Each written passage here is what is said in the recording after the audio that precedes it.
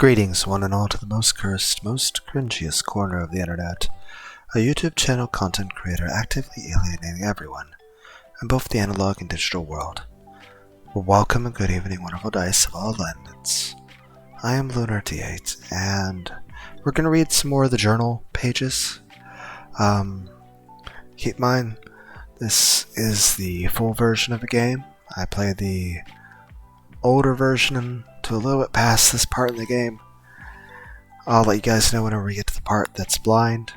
There are some alternate side routes which I wasn't able to go down so far in this version of the game. After I eventually beat this, if anybody wants to see me try to go back through and try to find other stuff, let me know. But I doubt anyone cares. But if you do, that's a pleasant surprise on my part. It's something I would like to do, but it's sometimes difficult to stay focused.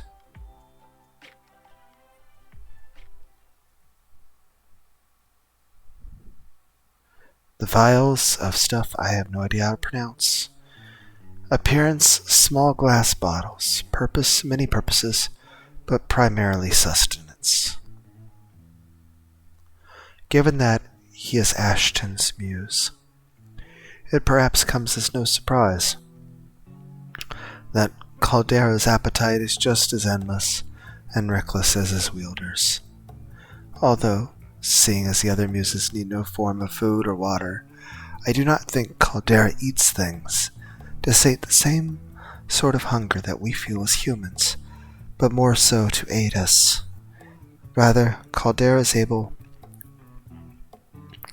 and eager to use the heat and pressure within his body to effectively transmute things that he eats into other things.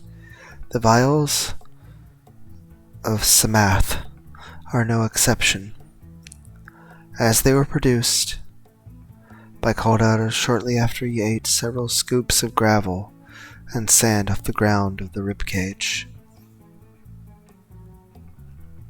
At first glance they are ordinary, although beautiful glass flasks. Andy opted to use one as a fancy water bottle. She had filled one with water from the human world and carried it with her into the underworld. However, when she took it out to take a drink, it was no longer clear as water is, but rather had taken a lime green hue. Oh, is this where 7-Up comes from? Okay, all joking aside, I do like 7-Up. So, you know, what I said kinda sounds like an insult to 7-Up. It's more so that I'm thirsty and I want ice cold 7-Up and I don't have any right now and it just snowed and I don't want to go and drive anywhere in the snow. But I still want ice cold 7-Up. I'm not sick right now, by the way, I do like 7-Up. Granted, it's very helpful when the times that you do get sick. Heck, anytime I get very ill, I tend to get some 7-Up and drink that, though usually there have been a lot of times where I do that, where I drink like half a can and then start puking, but hey, I like 7-Up. It's very useful in those situations, but I do like ice cold 7-Up as a casual drink to just drink, even when I'm in the best of health. You know? But hey, what can I say? Everybody gets sick from time to time. It's just, you know, I think 7-Up's very versatile. It's useful. It's better to drink than water when you're ill sometimes. Granted, you should still drink water, mind you, but when it helps to settle your stomach a bit more than just normal water is. And it helps with the odd taste of being ill. But in general, just 7-Up is delicious, and just casually it's nice to drink. I'm just saying I would like some. Get some Kool-Aid.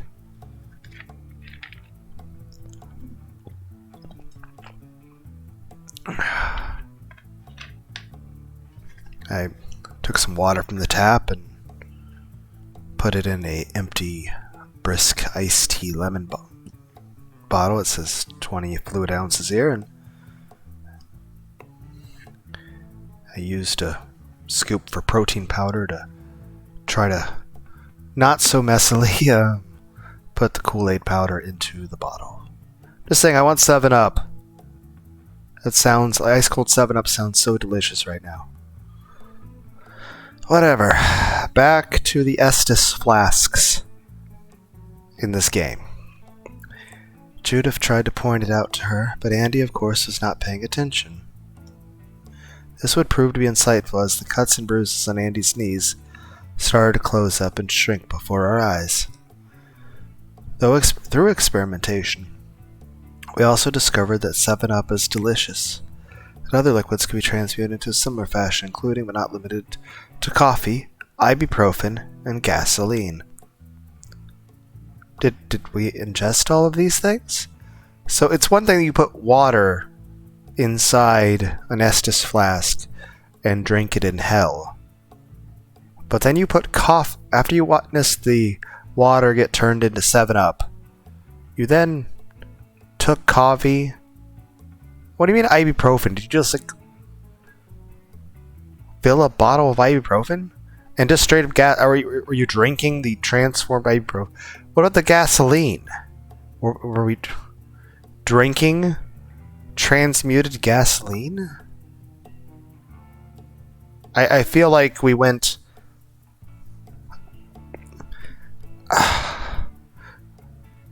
a bit reckless here. Is the transmutation of liquids in the Estus flasks an effect of the underworld, or the flasks themselves? Perhaps a combination of the two? It's hard to say. More research may be required.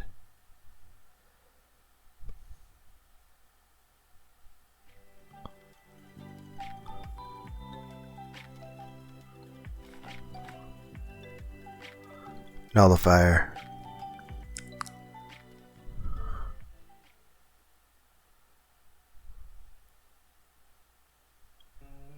Modified headset.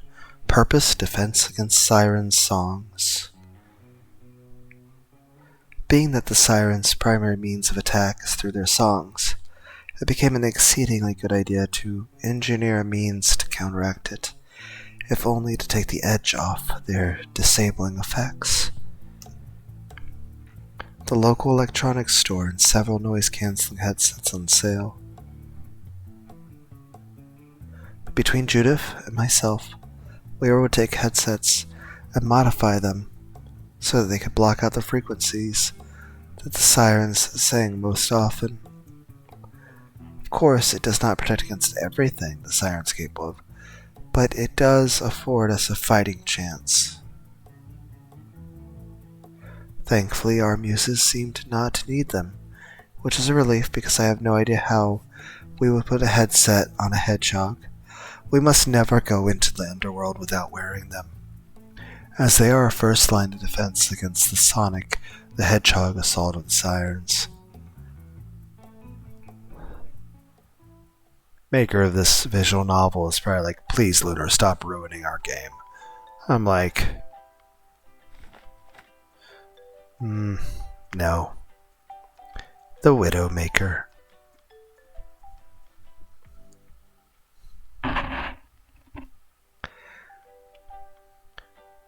Bass guitar with red, air quotes, strings. Weapon for use against sirens. At first glance, the Widowmaker seems like an ordinary bass guitar. In its original incarnation, it was an ordinary bass guitar. Our leader had it lying around and decided that it would be the best thing to use as a weapon against the sirens. Indeed, it is as good as most things of its size for battering and smashing. While the frame of the guitar is surprisingly sturdy, the original strings were not. They snapped shortly after a few strings. Our leader was content to keep using it despite its broken strings, but Violet had an interesting, if morbid, idea, which was to replace the strings of the guitar with the vocal cords of a siren. Judith and I set ourselves upon the rather baleful task of restringing the instrument. The procedure was unsettling, as it was the end result, but I cannot deny its effectiveness. When our leader plays notes on the restrung guitar, the Song of Sirens echoes from the chords. So long as he can learn and remember the sequence of notes, he can fight the sirens with the same songs that they use against us. Of course, if all else fails, this kind of reminds me of Quistis's Blue Magic from Final Fantasy VIII. I strongly recommend everyone out there Final Fantasy V, 8, and 9. Out of all of them, I'd say 9 is the best. Though, Assassin's Creed games are good too. But honestly, if I had to rank them, I'd say the best ones, you have Assassin's Creed 2, the original with Ezio, the non-remastered one. Then you have Assassin's Creed Black Flag. Then you have Assassin's Creed Rogue. Then you have the original Assassin's Creed. Then you have Assassin's Creed Unity. And the whole rest of the series is trash. Now, as far as Final Fantasy, all of the games have something good to offer, but I would say out of all of them, I would strongly recommend Final Fantasy IX the best. Aside from that, of course, Final Fantasy V and Final Fantasy VIII. After that, 4, 6, and 7 are good. 12 is... It's meh. 10 is a little bit better than 12, but it's also not a super interesting one. And then, of course, there's the original confusion of the old school Final Fantasy 2 and 3 because of the renaming thing between Japan and... to originally in America for the Super Nintendo, what we got as Final Fantasy 2 and 3 were actually 4 and 6. At first, they skipped the original 2 and 3 and 5. Though I would say 4, 5, and 6 are all really good. 1 is good, but you might have some confusion when you get to a certain cave that punishes you for metal armor. 2 had a very odd leveling system. Same with 8. 8 encourages you to not level up your character, which, telling people not to level grind in a JRPG is kind of odd. In Final Fantasy 2, you weren't really leveling by experience so much as what your characters did, which was very confusing. Heck, if you went through each of the games, the original Final Fantasy 1, your main antagonist was a fallen evil knight. And Final Fantasy 2 was an evil king. Final Fantasy 3 was an evil queen. Final Fantasy 4, I think it was like the moon or something, or elves. And in 5, it was an evil tree. In 6, there was a clown that was kind of nihilistic and an asshole. And 7, you had Sephiroth. So, some soldier with PTSD who then became God. Final Fantasy VIII, you had a really depressed future witch who wanted to fuck the past, literally. In Final Fantasy IX, there was Kuja, so you just had a really angry femboy. Final Fantasy X, stuff about dreams and girls in miniskirts or something. 11 was an online MMO thing. 12 was there was a dude being talked to by ghosts. 13, there was a gunblade. 14 was more MMO stuff. 15 was people driving around in a car. That was it. Oh, and Tactics, there was the evil Pope. I forgot what we're talking about, guys.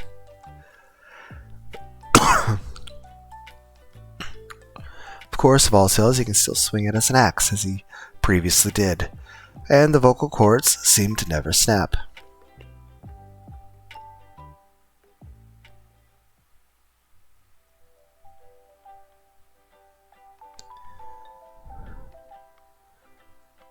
I like the Shadow Wargame Nemesis system, but, well,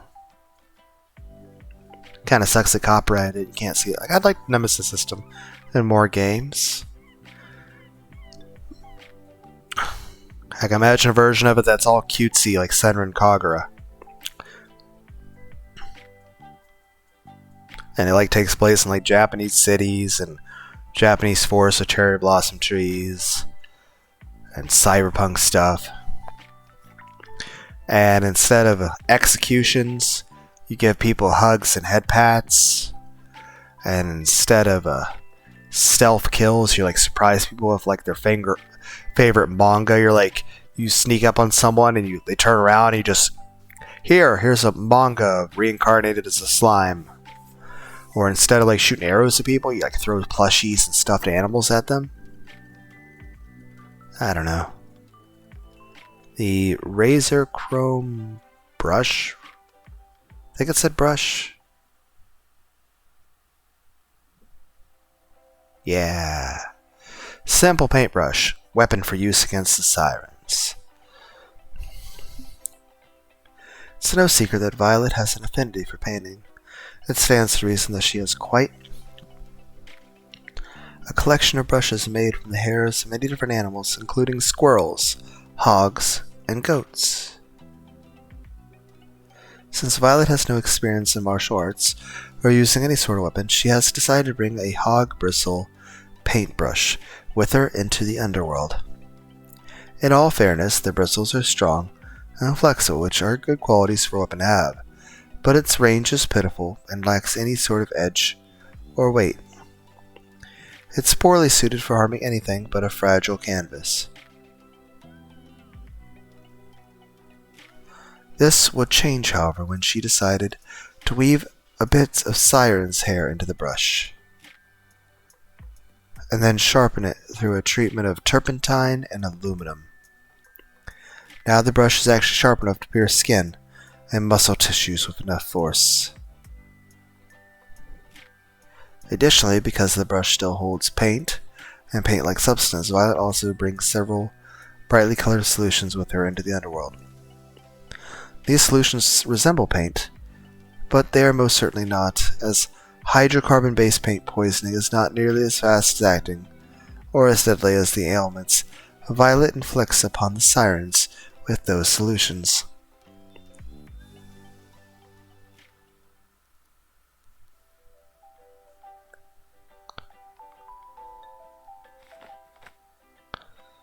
Bat out of hell.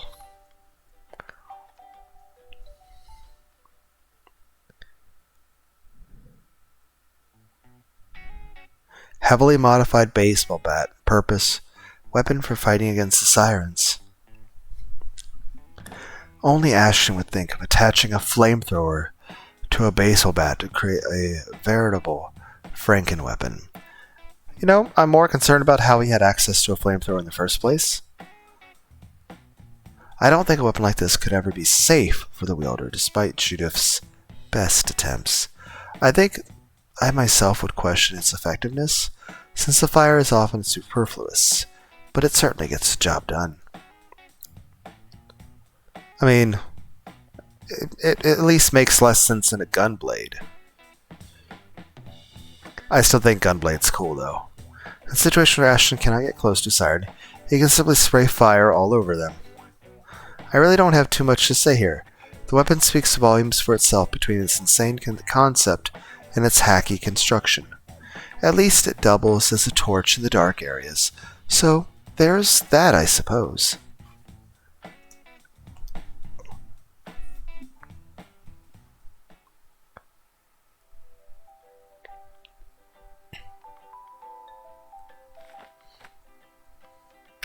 Indomitable Fist.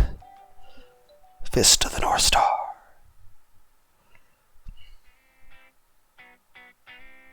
Cloth wraps.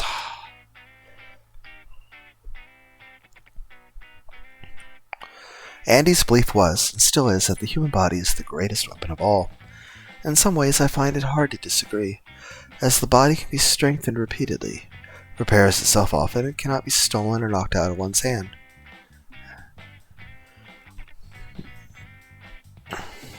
She has some knowledge of Taekwondo and Muay Thai, so it follows that she would use her fists and feet to fight the sirens. While this does mean that she needs to be closer up than any of the rest of us, right in the face of a siren, for those that have faces anyway, she can also get into and out of that range with amazing speed. I'm not yawning because it's boring, I'm yawning because I'm sleepy. And everyone's like,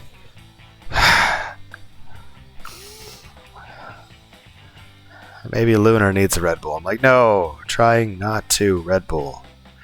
Sometimes I think she gets a bit too excited when throwing sequences of punch. I do want 7-Up though.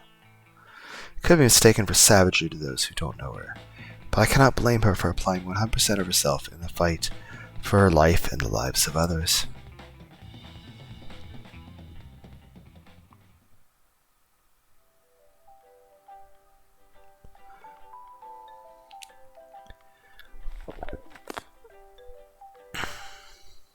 Onamaru Kunitsana.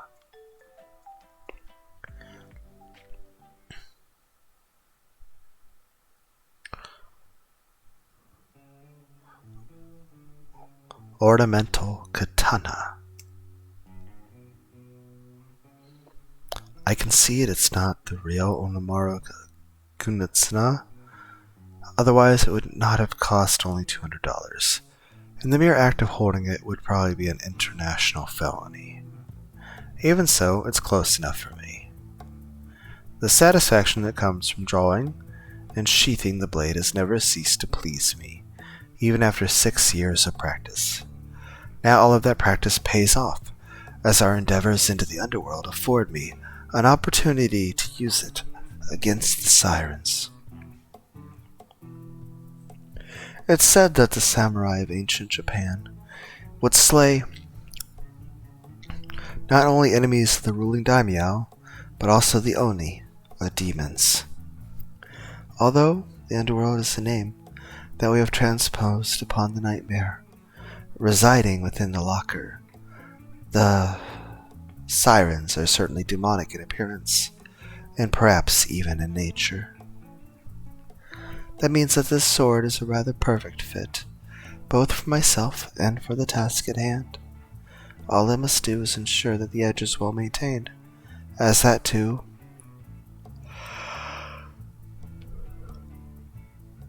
is an aspect of Bushido that comes with respect to the blade and to oneself.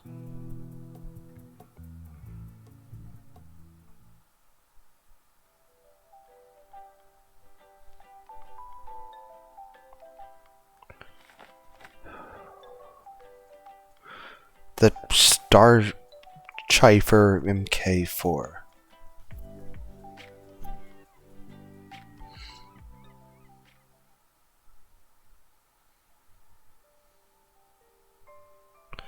Potato cannon!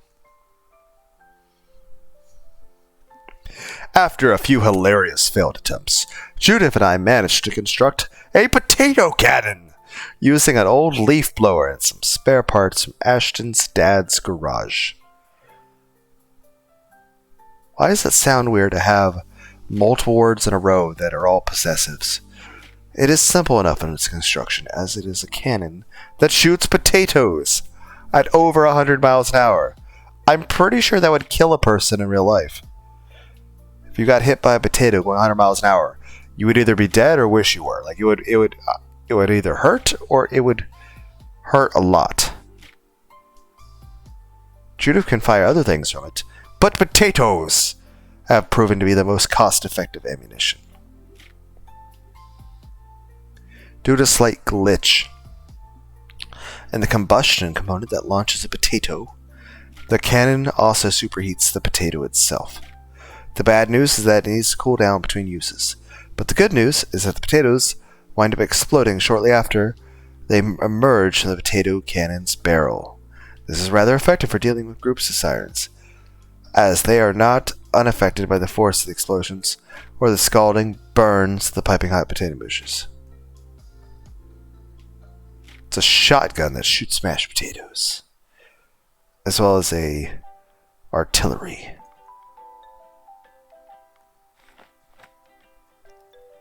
Bristfall in China.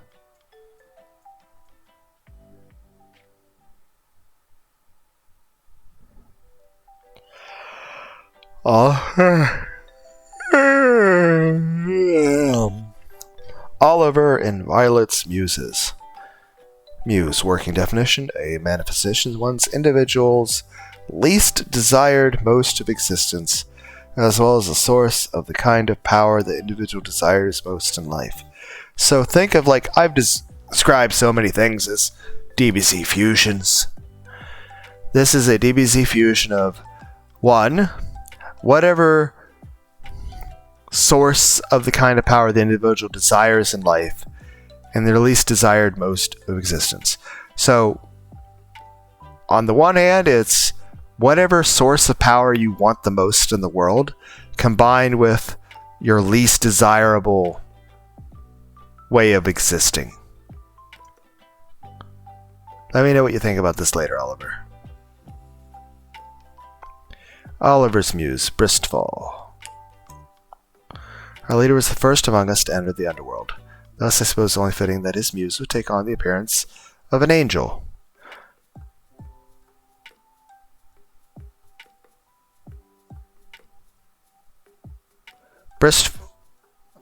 His muse takes on the appearance of an angel.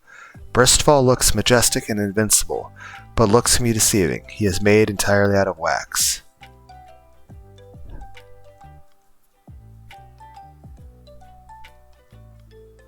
Mind you, wax is sturdier than you think, but it stands little chance against intense flames.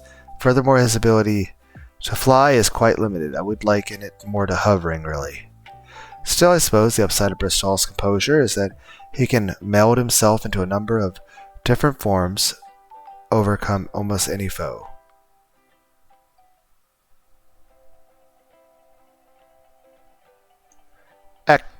How do you pronounce this? Amongst all of her muses, Violet may be in the possession of the most docile and adorable of them all. A lamb. That is not to say that is incapable, in fact, quite the opposite. Possesses several unique abilities that only she can use, things the rest of her muses simply cannot do, such as the manipulation of time and space, at least as far as the underworld is concerned.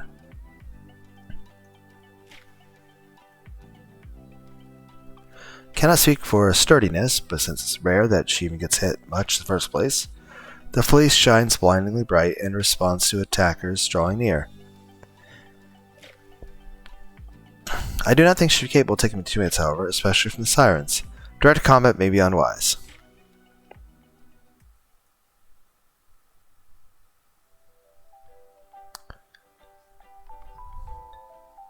So we have the most versatile one, and so we have like the balanced character, and Violet has the supports.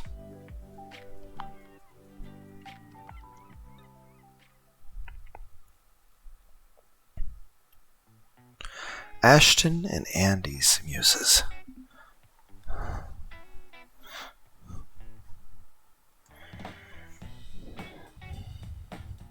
Ashton's muse, Caldera. Ashton isn't one to mince words, which is good because Caldera has no words to offer. At a distance, it looks like he's just a golem made of rock. However, if one looks closer, you can see veins of magma running through his entire body just beneath the top layer of what seems to be a constantly regenerating granite armor. Curiously, the granite armor will always regrow back in the exact same pattern.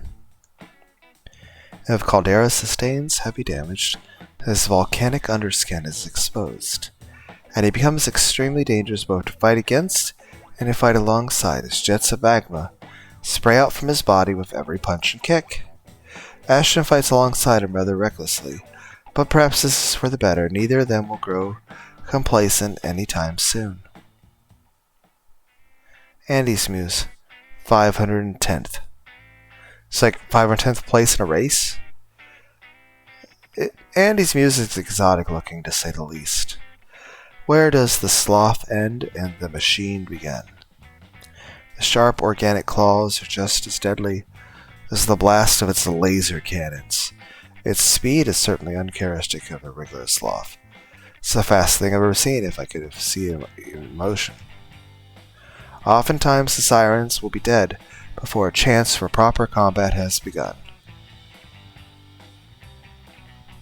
Perhaps that is for the better sometimes. Sometimes may be strong, fast, and durable, but lacks special skills and techniques. Regardless, it shares Andy's enthusiasm, which is wonderful but also a bit jarring, considering that it's coming from a sloth, of all things. My biology is a bit rusty, no pun intended here. But one has to wonder, could the real sloth truly be this capable of machinery, or capable of altering its temperament? Or does temper itself play into the capability?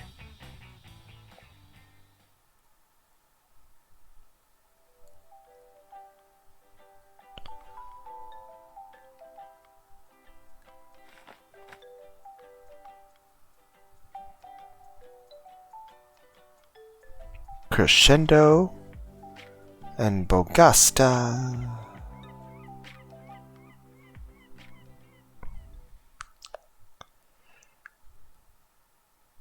Emil and Judith's Muses.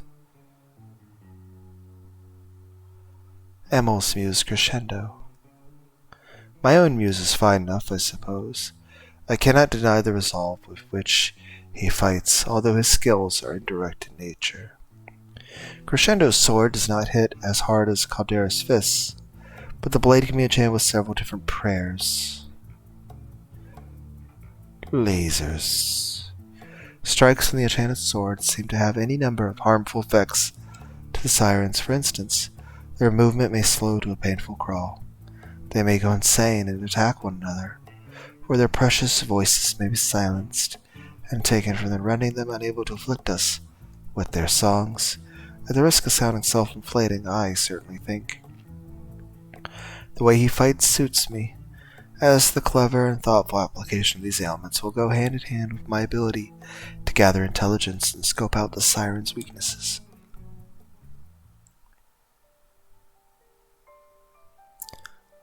Bogasta. If we had never seen the siren's forehead, we might have all been horrified when Judith's muse came into being. She always has a wild look in her eyes.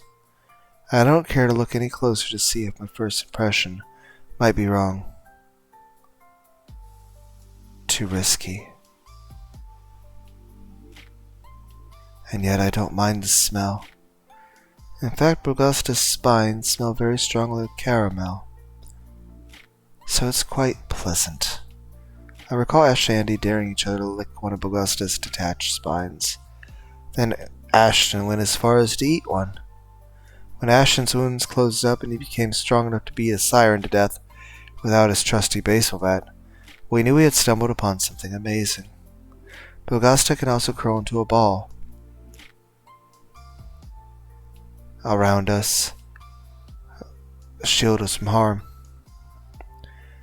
as one might expect of a hedgehog or a porcupine or whatever she is.